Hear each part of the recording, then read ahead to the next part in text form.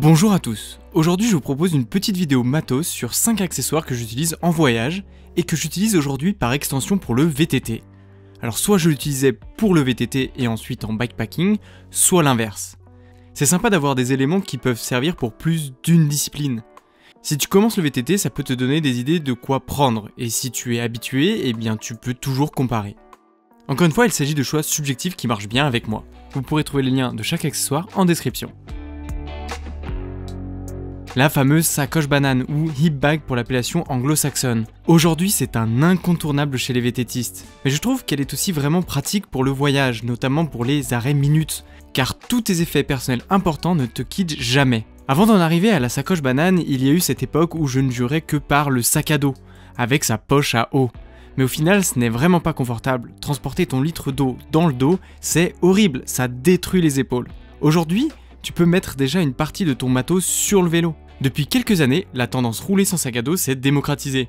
Mais j'ai longtemps hésité à me procurer cette sacoche banane. Au final, on me l'a offerte pour mon voyage et depuis elle ne me quitte plus, que ce soit en bikepacking ou en VTT. Contrairement au sac à dos, celle-ci repose sur les hanches et libère les épaules. Je me sers toujours du sac à dos pour quelques randos à la journée ou encore lorsque je me balade avec mon matos vidéo. Aujourd'hui, il en existe beaucoup sur le marché. Mon modèle de sacoche est assez grand, il s'agit d'une sacoche de la marque Evoque. Celle-ci est très bien, plein de rangements, bon maintien, belle finition, la qualité au top, je recommande. En revanche, même si elle est faite pour transporter de l'eau, je ne le conseille pas forcément. Je trouve que ça alourdit et ça a tendance à bouger ou tout du moins ça met une pression sur le ventre. Pour le voyage, une sacoche plus simple peut faire l'affaire. J'ai aussi roulé sur quelques jours avec une très basique, la Newfield de chez Decathlon. Pour les petits budgets, ça fait le boulot. En mode voyage tout du moins. Parce que tu bouges moins sur le vélo. Des potes l'ont essayé et étaient aussi satisfaits. Pour le VTT par contre, ça va bouger.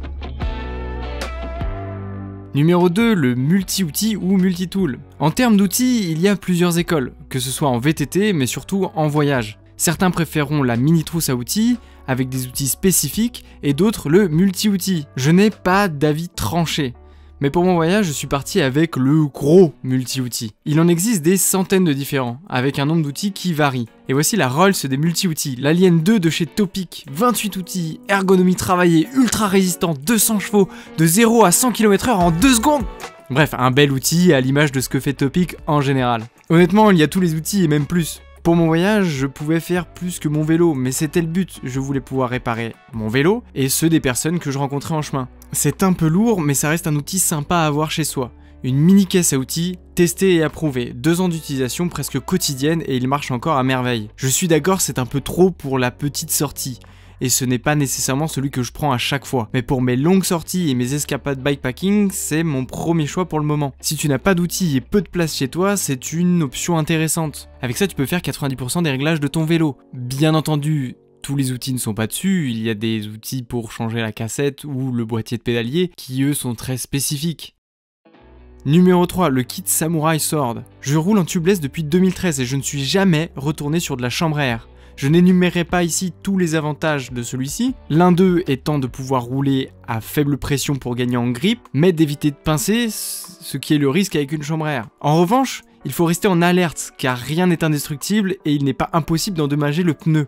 Dans le meilleur des cas, le pneu pourra s'auto-réparer grâce au liquide préventif, mais dans le pire des cas, il faudra passer sur la table d'opération et le réparer. C'est comme une voiture, tu viens mettre une mèche pour combler la déchirure. C'est pas très joli, mais ça marche. Tu peux utiliser un kit classique, facile à utiliser, mais si tu es devenu adepte du rouler sans sac à dos, tu peux utiliser les Samurai Sword. C'est cher pour ce que c'est, je trouve, dans le sens où ça ne marche pas mieux que des classiques, mais au moins c'est toujours là sur le vélo. J'ai pu lire que certains l'avaient perdu. Ce n'est pas mon cas. Ils sont allés jusqu'en Écosse et sont revenus, même si oui, techniquement, j'ai perdu un petit samouraï au passage. Mais l'outil est là. Si tu roules en tubeless ou en chambre à air, dans les deux cas, tu roules probablement avec une chambre à air de rechange. Au cas où. Heureusement pour moi, le au cas où ne s'est jamais passé. Avec le Samurai Sword, j'ai toujours pu réparer des déchirures assez imposantes. Mais malgré tout, j'ai toujours une chambre à air avec moi.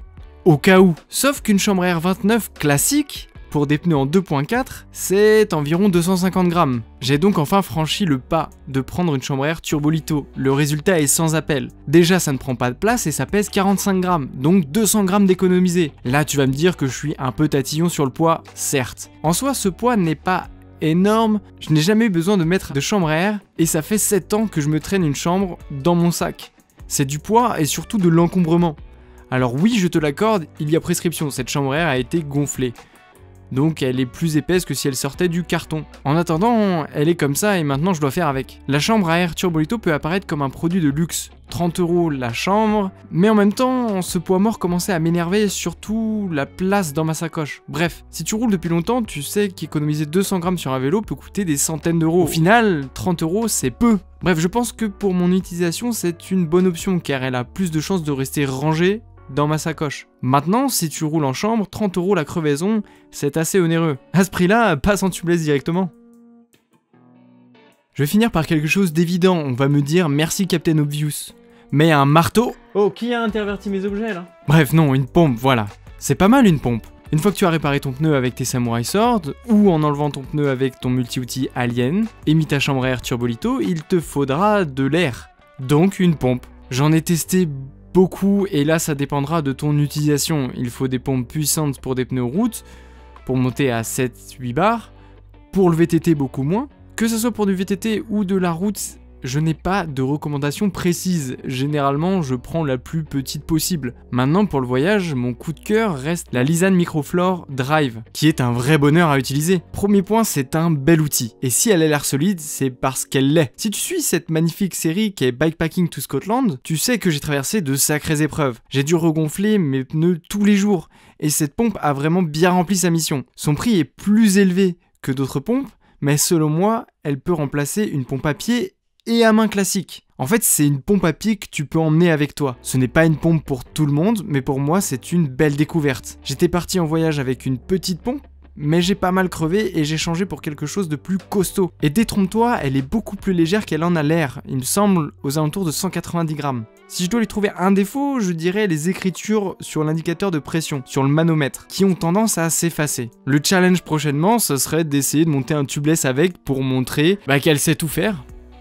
Voilà, c'était 5 accessoires parmi tant d'autres. N'hésite pas à me dire ce que tu en penses en commentaire. Est-ce qu'il manque quelque chose d'essentiel? Partage avec tes amis voyageurs et VTTistes. Moi, je te dis à bientôt pour une nouvelle vidéo.